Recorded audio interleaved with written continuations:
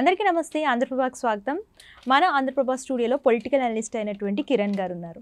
నమస్తే సార్. నమస్తే మా సార్, రీసెంట్గా రామ్ గోపాల్ వర్మని పోలీసులు ఇంట్రాగేషన్ చేశారు. సో ఇంట్రాగేషన్ అయిన వెంటనే బయటకు వచ్చి ఎక్స్ వేదికగా రిలీజ్ చేశాడు ఆయన. ఐ లవ్ ఒంగోల్ 3 cheers అని చెప్పేసి. I love Ongole police 3 cheers. దాని గురించి మీరు ఏమంటారు? అసలు ట్వీట్ అది ఆ ఎక్స్ వేదికగా అలా పెట్టడానికి గల కారణం ఏంటి?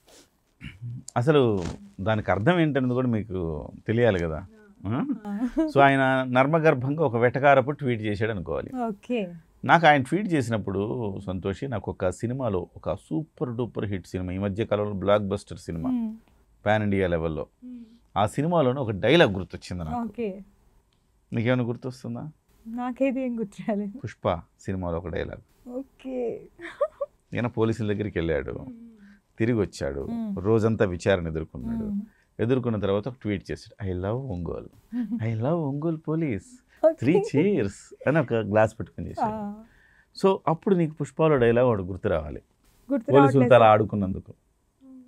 గుర్తు రావట్లేదు. చెప్పనా నేను? చెప్పండి. దమ్ముంటే పట్టుకోర షెకావత్తు, పట్టుకుంటే వదిలేస్తా సిండికేటు. ఇప్పుడు గుర్తొచ్చింది. సరిపోయిందా దీనికి కరెక్ట్గా? సరిపోయింది. అంటే ఒంగోలు పోలీసులకి ఏం చెప్పాడు ఆయన? దమ్ముంటే పట్టుకోరా ఒంగోలు పోలీసు, పట్టుకుంటే వదిలేస్తా సినిమాలు అని చెప్పాడు ఆయన. ఓకే. కానీ వీళ్ళు పట్టుకోగలిగారా? పట్టుకోలేదు. మరి ఆయన ఎంత వెటకారం ట్వీట్ చేశాడు చూడు. అందులో ఎంత వెటకారం ధ్వనిస్తోంది. అంటే రోజంతా నువ్వు విచారణ ఎదుర్కొన్నావు, అయినా కించిత్ పశ్చాత్తాపం కానీ బాధ కానీ ఒక రకమైన ఎందుకు వచ్చిందరా ఇదంతా మనకన్నా చికాకు కానీ ఏమీ కలగలేదు అతనిలో. అంటే ఏం జరిగినట్టు లోపల మనకు తెలిసి చెప్తున్నది ఏంటంటే, 11 గంటలకు పోలీస్ స్టేషన్కి వెళ్ళాడు, 12 గంటలకు విచారణకు వచ్చాడు సిఐ ఛాంబర్లోకి. 12 నుంచి 2 దాకా విచారణ జరిగింది. 2కు మళ్ళీ భోజనానికి పంపించి మళ్ళీ 4కు రమ్మన్నారు. 4 నుంచి మళ్ళీ 9 దాకా విచారణ జరిగింది. 9కి బయటకు పంపించారు. ఇది మనకు తెలిసిన సమాచారం. ఆ విచారణలో మీ ఫోన్ ఎక్కడుంది అంటే, ఫోన్ ఇవ్వండి అంటే, ఫోన్ లేదు, మా వాడి కారులో ఉంది, మా వాడు హైదరాబాద్ వెళ్ళిపోయాడు నన్ను డ్రాప్ చేసి, మా మేనల్లుడు అని చెప్పాడంట. అవునా అని ట్రేస్ చేస్తే అది ఒంగోలు వైసీపీ కార్యాలయంలో ఉంది ఆ ఫోను.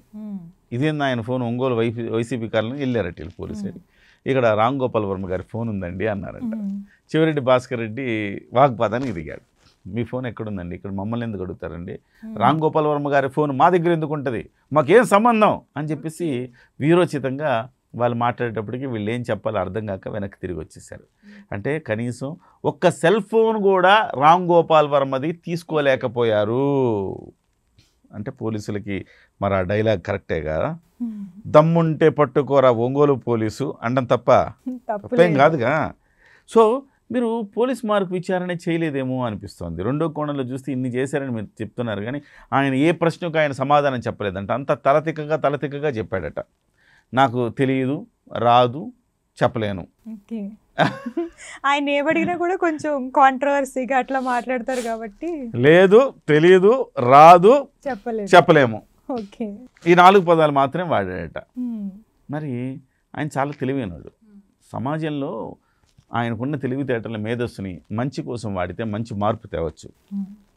ఆయన చెడు కోసం వాడతాడు ఇదంతా కూడా.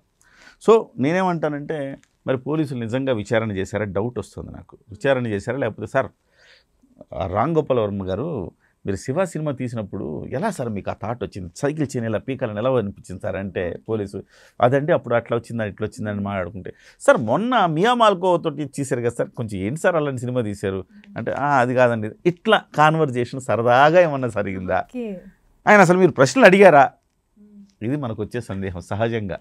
ఆయన ఫేస్ ఫీలింగ్స్ చూసిన తర్వాత ఎవరివి, రామ్ గోపాల్ వర్మది. ఇప్పటికైనా సమాజంలో కొన్ని న్యాయం జరిగిందా లేదా అనే దానికంటే న్యాయం జరిగినట్టు కనిపించడం, న్యాయం జరగడమే కాదు న్యాయం జరిగినట్టు కనిపించడం కూడా సమాజంలో ముఖ్యమే.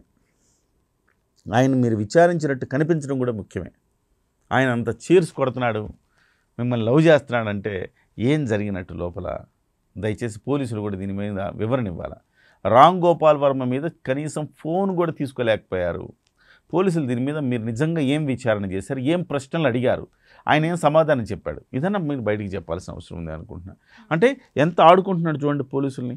ఇంతకుముందు కూడా కోర్టులకి వెళ్ళి ఆయన నాట్ టు అరెస్ట్ తెచ్చుకున్నాడు.